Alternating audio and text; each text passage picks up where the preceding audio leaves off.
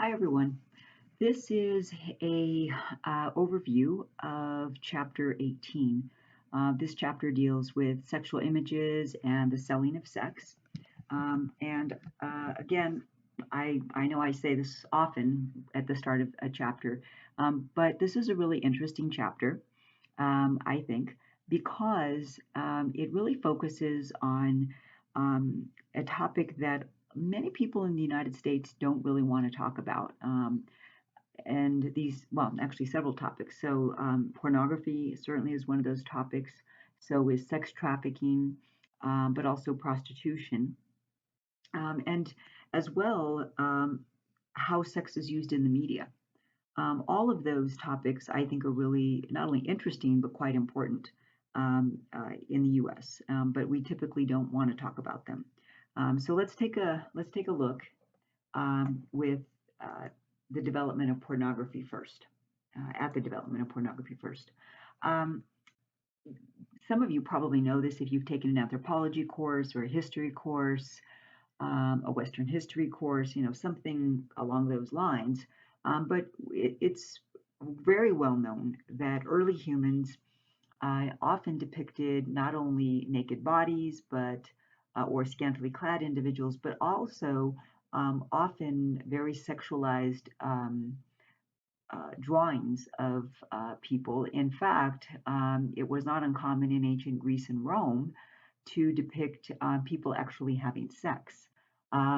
It's also, if you, it still exists today. If you go to India, there are certain temples whereby the whole outside of the temple is carved in um, very graphic images of people having sex, in fact, of orgies. And so while we tend to think of pornography as a modern day thing, where humans today have so much time on their hands that they create porn, they watch porn, that's really not true, because ancient peoples were certainly quite enamored of the naked human body and quite interested in the sexual activity of themselves and other humans.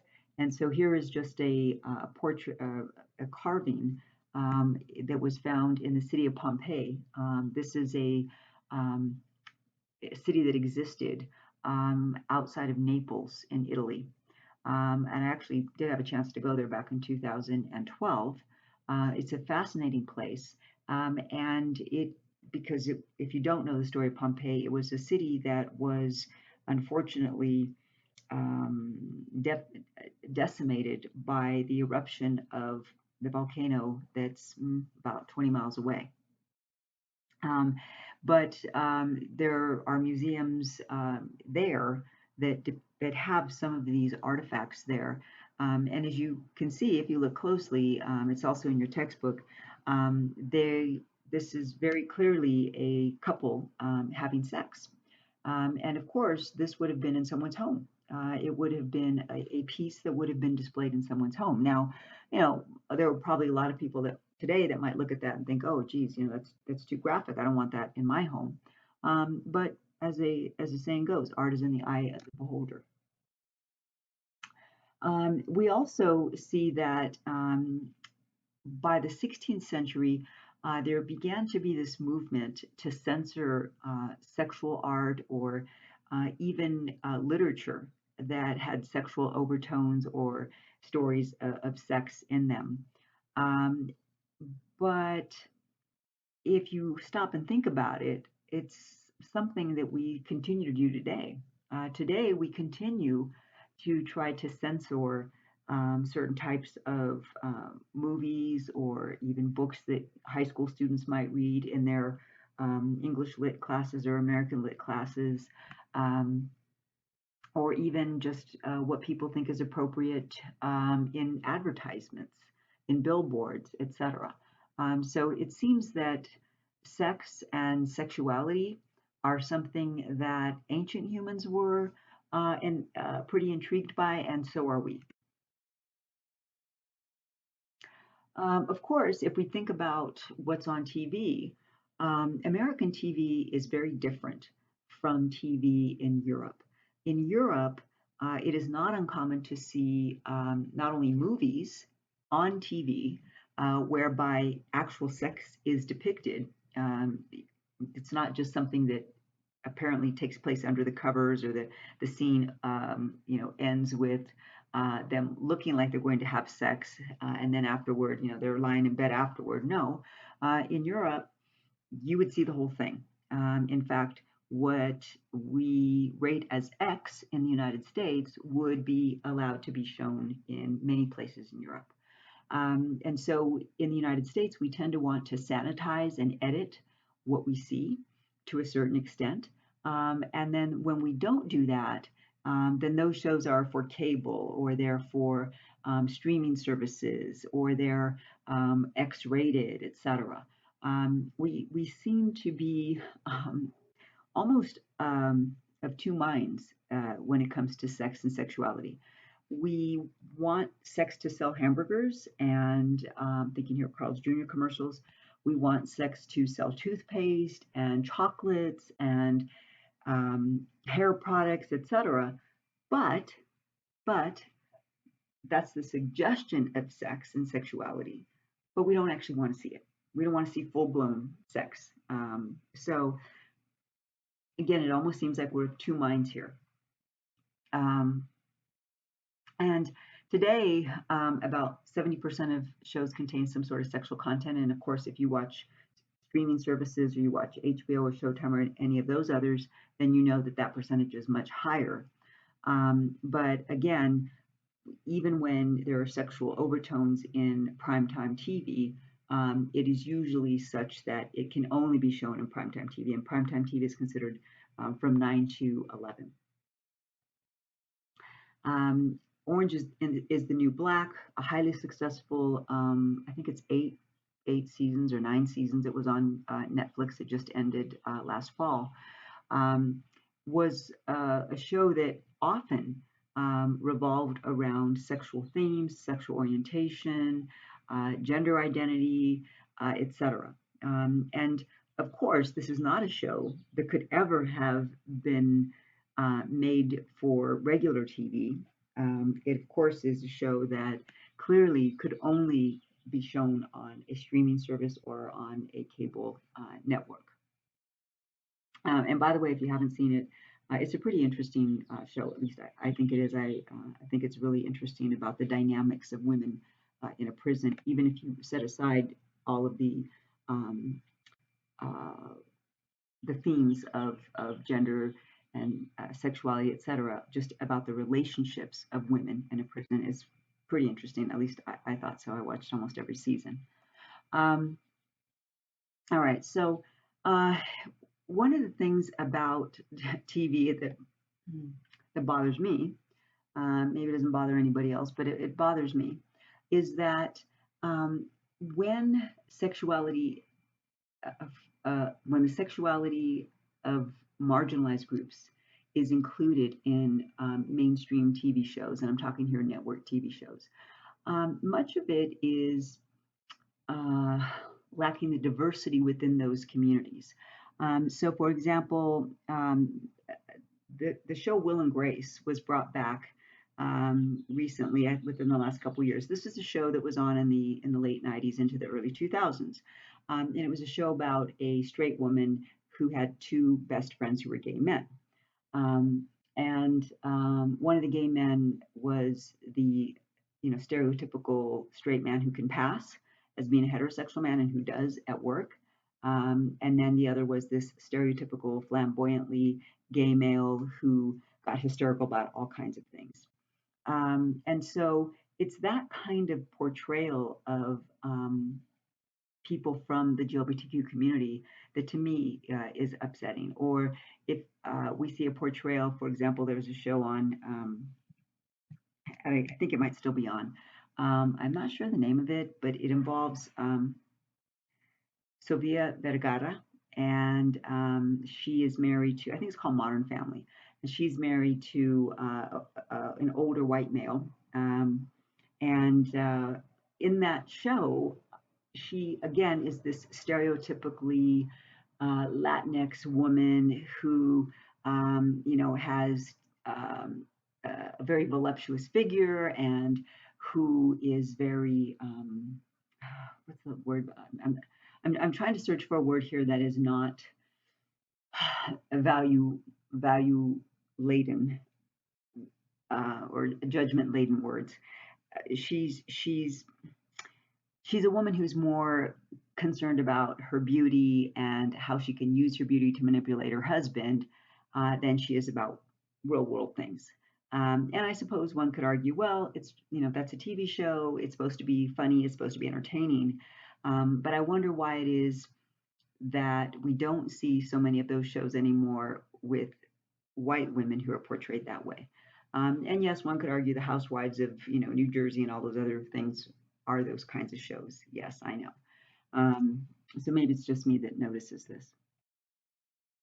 When we think about the way that gender is stereotyped in TVs, shows, and movies and streaming services, etc., again, I do think that just based on what I've seen, regular network TV shows use a lot more of the gender stereotyping in not only their TV shows, but in also mainstream TV commercials.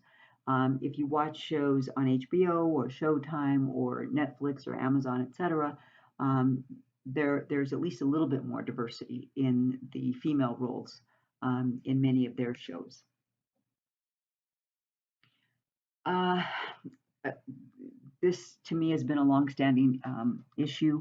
TV shows, children's shows, often the strong female or outspoken female roles in children's TV shows are non-existent. And so what we see is that the female is there, but she's in the periphery. She's not quite as important a character as the males are. Even if you just think about the Muppets, which most people would say, "Whoa, don't attack the Muppets. It's the Muppets. Come on, I grew up watching the Muppets." True, but Bert and Ernie were the two lead characters, and yes, over time they added some, but Bert and Ernie were the two primary uh, male roles, and the female roles were, as I said, periphery, meaning they were there but not really quite as important. The same thing with Sesame Street. Miss Piggy was depicted as this, obviously a female pig who really didn't do much in the show except toward the end of the show she'd, come into the scene and start flirting with the frog and batted her eyes and flipped her hair and tossed her hair. Again, these stereotypes. Um, we see all these TV shows when you're a kid with superheroes, and the superheroes are all male. And so I think, and there are many social scientists who agree, that what that shows females as they are young and developing is that who they are is somehow less important than who their brothers or their male cousins, etc., are. And of course, if you move to the tween shows, the TV shows made for teenagers, you see the same kind of gender stereotyped interaction between the males and the females. And these are typically, the ones Hannah Montana and Boy Meets Girl and all those other things. Here is what is, without a doubt, one of the more interesting things to me. Americans say they want stronger regulation of sexual content and profanity. Like they don't want to hear profanity, they don't want to see sexuality, they don't want to have to explain same-sex relationships to their children if it's in a TV show, all of that kind of stuff. But here's the big but: we have a president, President Trump, who not only uses profanity, but he was caught on an Access Hollywood tape talking about women's body parts in a very vulgar way. And so, on the one hand, while we say we don't want to hear this stuff and we don't want, we don't hold people who do this kind of stuff or say these kinds of things in high regard, On the other hand, we can elect somebody like that as president. Again, it seems to me that we are of two different minds at times when it comes to these topics. All right, so let's see. I did talk a little bit about advertising, and I want to just focus on this billboard here that's shown in this clip.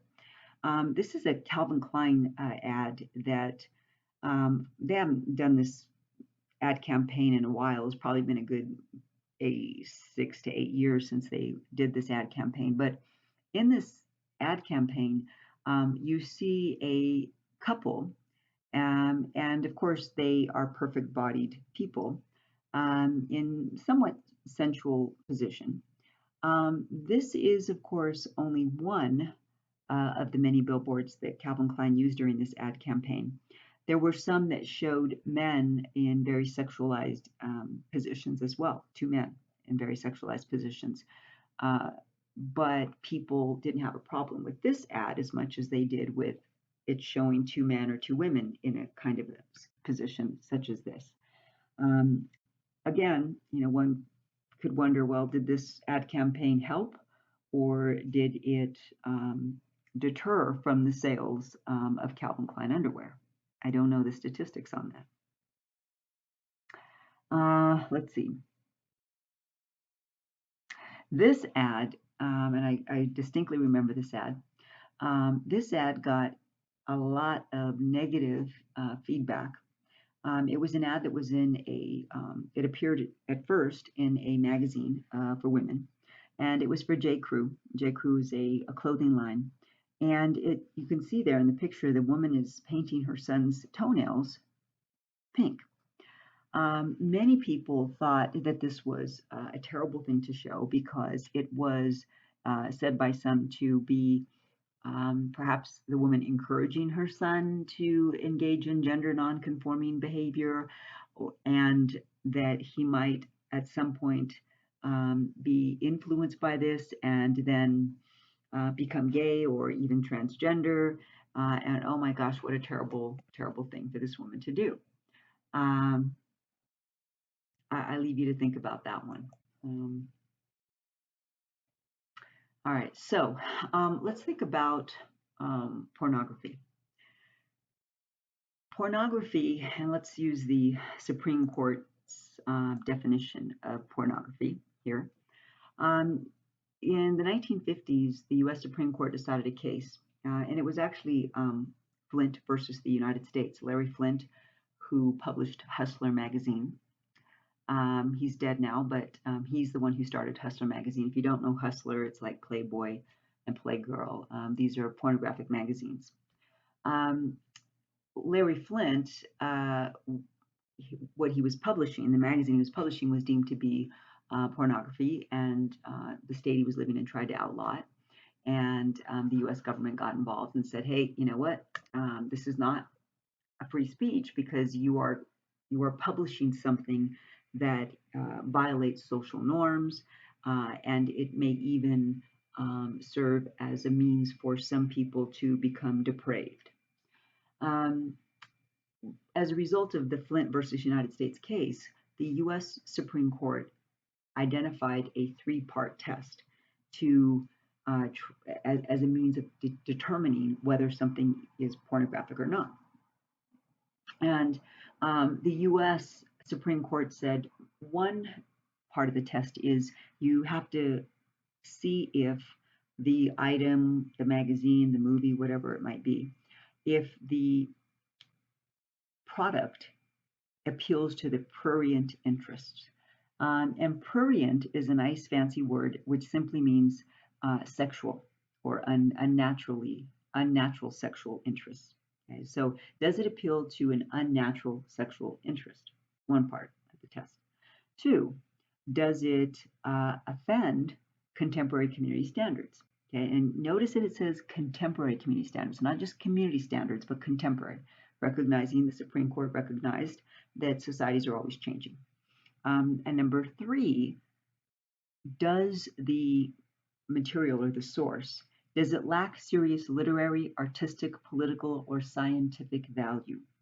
If the answer to those three questions is yes, then it's obscene and you don't have a First Amendment a right to publish obscene or to produce obscene materials. So let's just think of one thing that almost everybody would agree fits under the definition of obscenity: child pornography. Child pornography, one could argue, and I will make this argument, child pornography definitely fits this particular definition. Does it appeal to an unnatural sexual interest? I would argue that child pornography does appeal to unnatural sexual interests. And I say that because pedophilia is deemed by just about every society in the world to be detrimental to children. Okay, so we consider pedophilia acts to have an unnatural sexual interest. Two, does child pornography offend contemporary community standards? Again, I'd argue the answer to this is yes. As I said earlier, almost every society has not only a taboo, but also laws against the consumption or the production of child pornography. Three, does child pornography lack serious literary, artistic, political, or scientific value? Again, I'd argue the answer is yes. Yes, because child pornography, if it's a magazine, is that serious literary content? I'd argue no. Is it artistic? I'd argue no. Someone else could make a different argument, but I'd argue no, it's not artistic. Sexualizing a child's body without that child's consent, I think is morally wrong. Is it political serious content? Again, I'd argue no. The sexualizing of a child's body is not political content. Does it have scientific value? Again, I'd argue no. Sexualizing a child's body does not have scientific value. So I think most of you would probably agree with me that child sexual pornography is definitely does definitely fit the definition of obscenity as defined by the Supreme Court. So when we think about pornography today, because of streaming services, the access to pornography is almost limitless. In the old days, before we had the ability to stream content, whether that's music or movies or even books, now there's Audible by Amazon, and you can listen to podcasts, etc. Before that, you had to go and rent DVDs, and even before that, you had to go and rent VHS tapes. And even before that, you could buy pornography, but it wasn't typically made into movies that you could, rent, because we didn't have a way to show movies at home, really. I mean, a few people did, but not a lot. And so before, you had to actually go and do something. You had to go to the video store and rent VHS tapes or CDs in the early 2000s. Now you don't have to leave your home. You can just download porn from your laptop or your computer, or probably even on your phone. You can watch pornographic material or semi-pornographic material on most streaming services and HBO and Showtime, etc. We have almost limitless access to pornography if we want it. If we want it. I'm not saying everybody takes advantage of it, but we do have this ability. And of course, there are two sides to whether or not pornography should be allowed in societies. For many people, including myself, we view it as a matter of free speech, right? If the persons acting in a movie are being paid and they're doing this voluntarily, then what's the harm in somebody wanting to make a movie with adults who are consenting and willing to be paid well, maybe not so well, but be paid for their participation in this movie? If you don't want to see nude pictures of people, then don't buy Playboy or Playgirl or Hustler or We or any of these other magazines that are out there. Simple enough, it seems. Of course, the American Civil Liberties Union is with me on this, but and the pornography industry, of course, believes that, hey, people should have the choice to either use it or view it or not. Of course, there are also people who are on the other side, and one of the larger groups on the opposite side of what I just argued are religious groups. Religious groups believe that the use of pornography in whatever form serves to make people depraved. And there are others who argue that there are feminists who argue that porn is something that degrades women, it objectifies women, and that we shouldn't allow it. And I see that argument, I do. And on the one hand, I do agree. But on the other hand, I also am of the mind that I'm not the police of the world. I'm not the police, or I'm not, the mother of all women either, or even the sister of all women. Um, I don't feel it's my place to tell another woman what to do with her body in regard to abortion, and I certainly don't believe it's my right to tell another woman whether she should use her body to make money. You know, I consider myself pretty fortunate. I've got intelligence, been able to use that to earn some degrees and make a living. But not everybody has that. Other people are born with other assets. Maybe it's not their minds, maybe it's their bodies. Why should I have the power, the ability to tell other women, hey, you can't use your body to make money? If they're doing it with knowledge and understanding and consent of what working in this industry entails, then I don't really think it's up to me to tell them what's good for them and what's not good for them. I trust that they can make their own decisions. Uh, let's see, what else here? I already did that. In the past, there have been some presidential commissions that have been put together to study the issue of obscenity and pornography in society. And we haven't had any in a while. It's been over 30 years since we've had a commission, a president's or a government commission on pornography. Presumably, we've moved on and think, well, geez, there's bigger problems in the world than pornography. But that was something that that the U.S. did have at some points in our history. Um, there is something I want to touch on here, and I've been reading about this since I was in college. So over, geez, it's been 40 years, almost 40 years since I started college.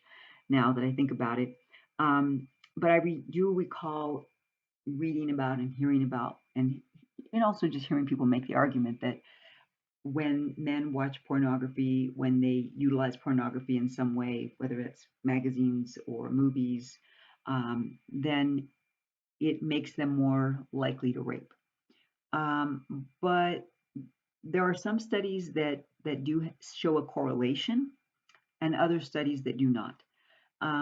One correlation that we do see replicated in studies is that um, men who watch either violent or degrading pornography, or who look at violent or degrading pornography scenes, do seem to have attitudes that are influenced by the use of this type of pornography. So these may be men who view violence against women as acceptable, or as something that is not that bad. However, that correlation does not seem to exist for men who watch the standard heterosexual, porn. And there aren't any studies, by the way, on watching porn of other genres. Okay, let's see.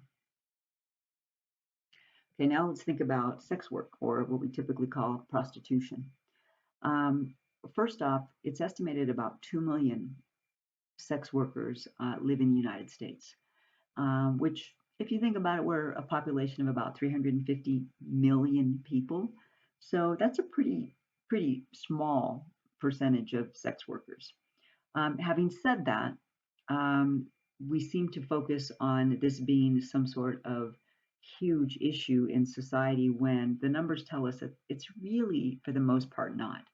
Um, every state has its own code, for to define prostitution. So, there are even, for example, I live in Nevada now, and uh, in Nevada there are 13 counties that allow sex work legally. It can't be in the city limits, uh, but it can be on the outskirts of cities.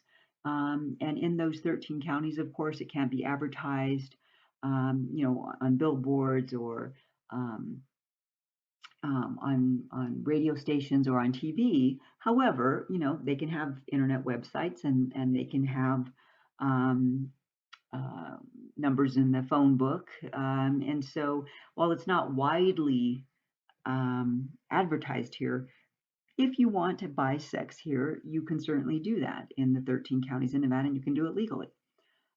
Does that mean that there aren't still violations of the law? Of course there are. If you go to almost any casino, you'll see people who are sex workers and they're there even though they're not supposed to be. Okay, so even then when you have laws, obviously there are people who are going to find loopholes.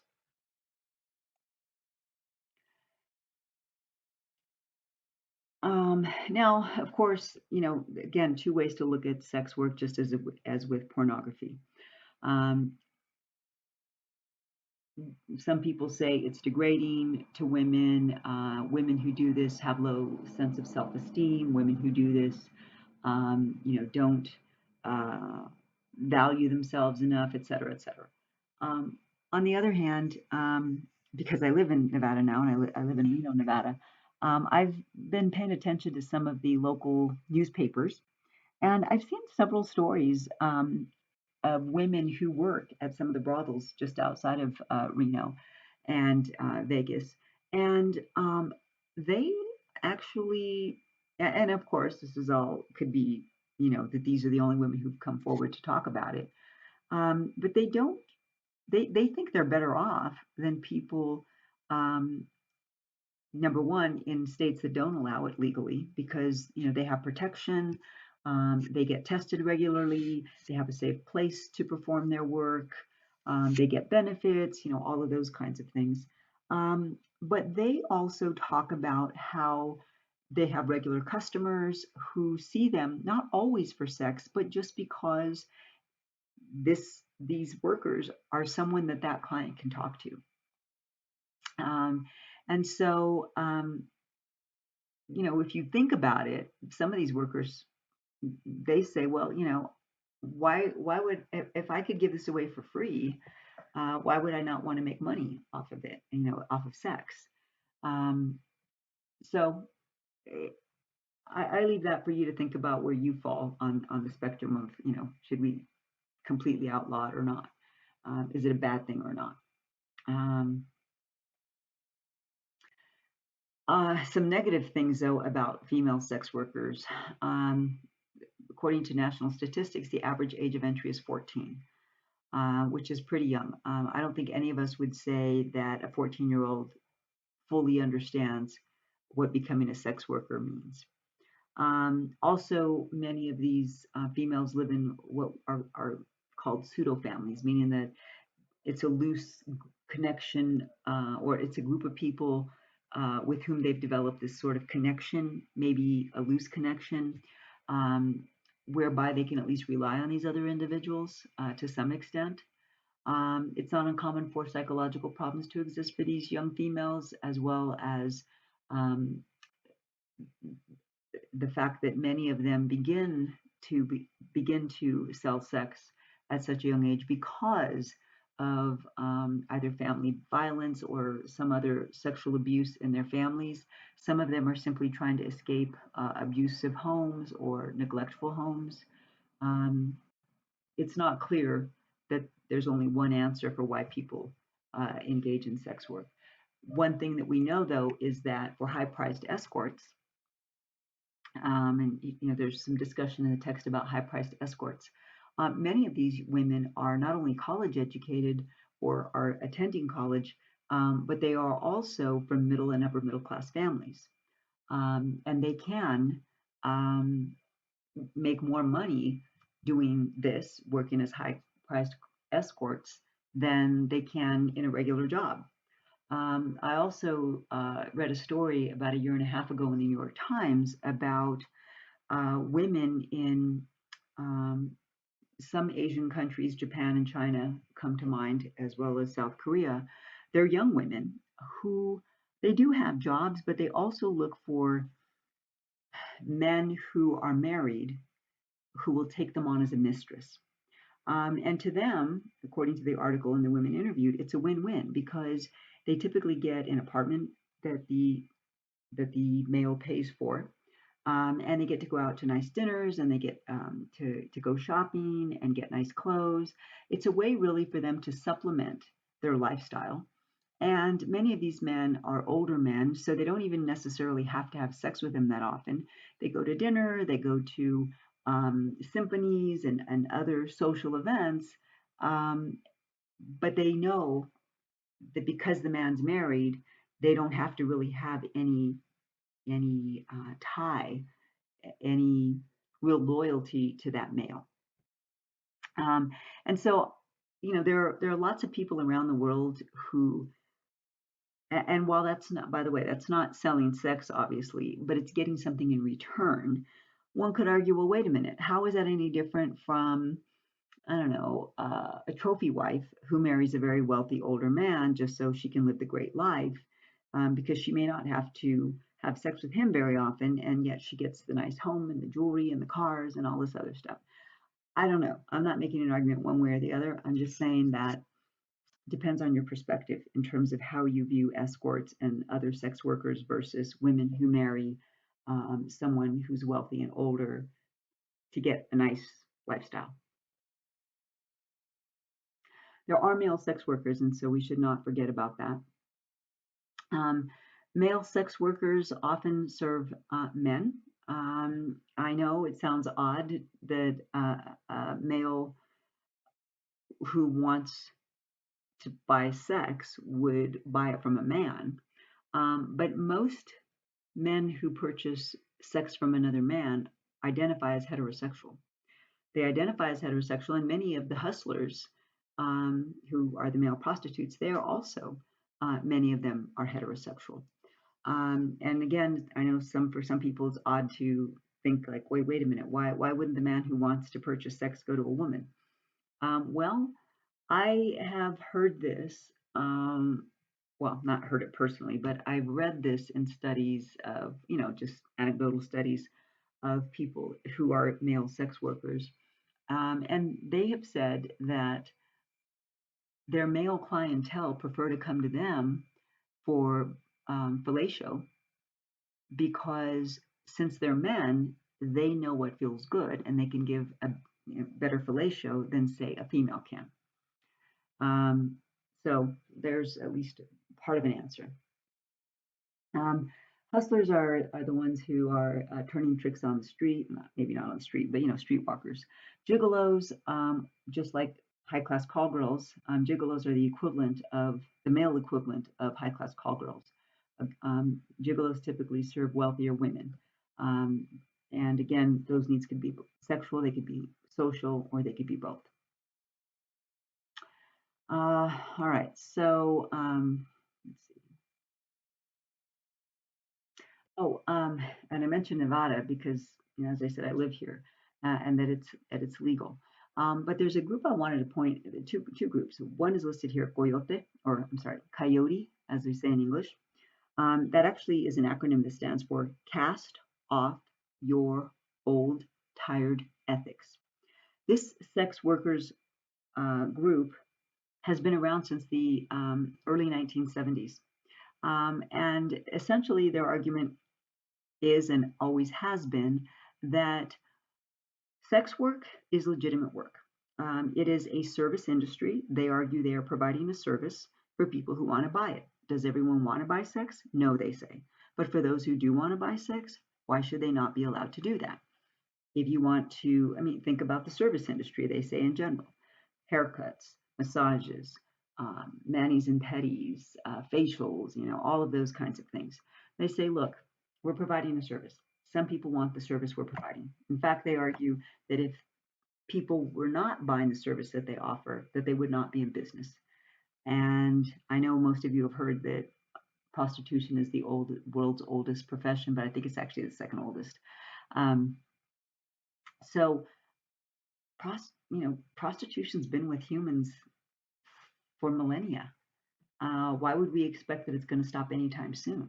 Having said that, making it legal may allow greater protection for both the clients as well as the worker. Um,